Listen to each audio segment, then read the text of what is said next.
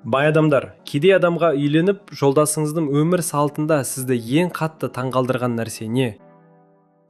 Бір кезде бай бір әйелмен кездесіп жүрдім. Оның менің фастфудты өз қалауымен жей беретіме үнемі таңғалатын есімде. Оның айналасында сақтандыру деген тек байлардың ғана шамасы жететін нәрсе деп есептелетін. Мен қазір денсаулықты сақтандыруды емес, дәлірек айтсам, тек оны ғана емес. Автосақтандыруды айтып отырмын. Оның барлық таныстары сақтандырусыз көлік айдауды әбден қалыпты нәрсе деп санайтын. Бала кезінде жоқшылық көріп, өте қиын жағдайда өскен қызбен тұрамын. Кейде жай ғана көкөніс қосылған күріш жегім келеді. Бірақ ол үнемі қарсы, себебі кедей кезіме қайта оралғым келмейді дейді. Бірде қызым, ақыры пәтерақыға жететін ақша таптым деді. Оның айтпағы, бүгін жалдау ақысын төлеуге жететін ақша қолыма түсті дегені. Сонда тұрақты табысы, не жалақысы жоқ адамдар үшін мұның өзі үлкен жетістік екенін түсіндім.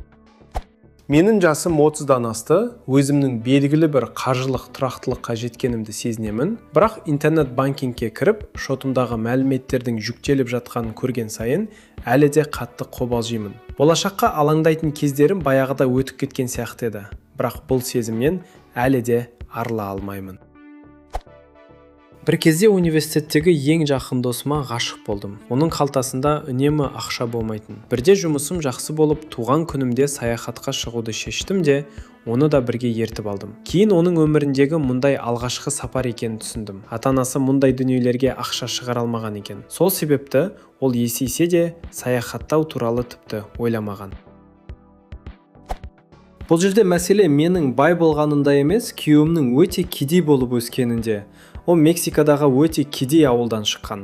Бұрын маған олардың үйінде кәріз болмағандықтан дәретхана қағазының орнына жапырақ пайдалануға, тіпті далада жуынуға тура келген кездері туралы айтып беретін. Қысқасы, кедей адамдар бар. Ал менің күйеуімнің көргені одан да қиын болған. Оның ақшқа келгеніне 12 жыл болды. Басында оның біздің күнделікті өміріміздегі қарапайым нәрселерге балаша таңғалатынын көру өте қызық еді. Киноға барудың өзі ол үшін үлкен оқиға болатын. Тамақты микротолқынды пеште жылыту оған таңғажайып нәрсе сияқты көрінетін. Ал жақсы қонақ үйде тұрсақ, үнемі «Вау!» деп таңғалатын. Қазір де кейде ұсақ-түйек нәрселерге таңданып қалады. Сондай сәттердің бәрі маған орта таптағы өмірімді өзінен өзі болуы тиіс нәрсе деп қабылдамау керектігін еске салады. Бір кездері өте кедей отбасынан шыққан қызбен кездесіп жүрдім. Оның ақшаны не болса соған шашатынына үнемі таңғалатынмын.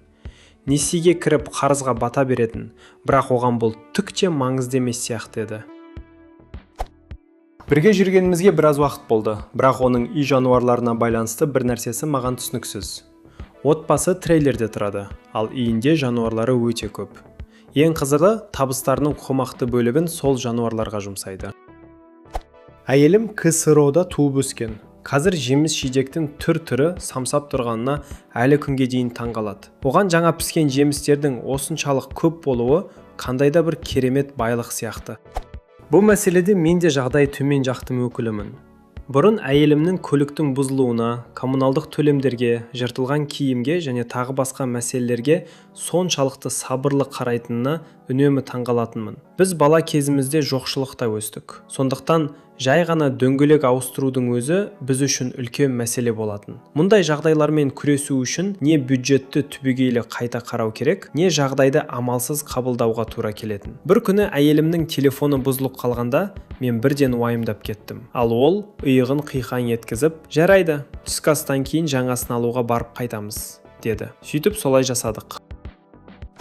Менің жағдайымда мен өте ауқатты отбасынан шыққанмын, ал жігітім кедей отбасынан шыққан.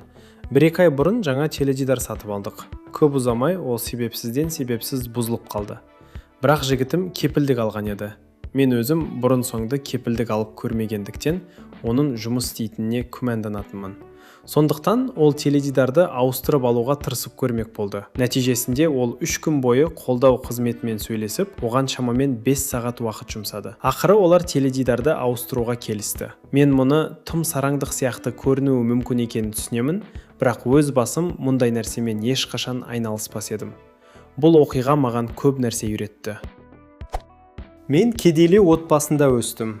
Ал әйелімнің ата-анасы жағдайы жақсырақ еді. Бізде 2 бала бар. Мен алғаш рет балаларға ойыншық пен киімді жергілікті барахолкадан немесе гараж сатылымдарынан іздеуді ұсынғанда әйелім қатты таңғалды. Ол бұрын ешқашан қолданылған зат сатып алуды ойламаған. Уақыт өте келе, ол мұндай сатып алуларды ұнатып кетті. Тіпті кейде жаңа зат алу керек пе жоқ па деп күмәнданады. Бұрын ол бірден Амазоннан тапсырыс беретін немесе дүкенге баратын. Әйелімнің ата-анасы балаларды қолданылған киіммен киіндіруді жиіркенішті деп санайды. Бірақ олар біздің шығындарымызды төлемейді. Сондықтан Тамашалағаныңа рахмет, каналға тіркел, лайк бас, комментке жаз.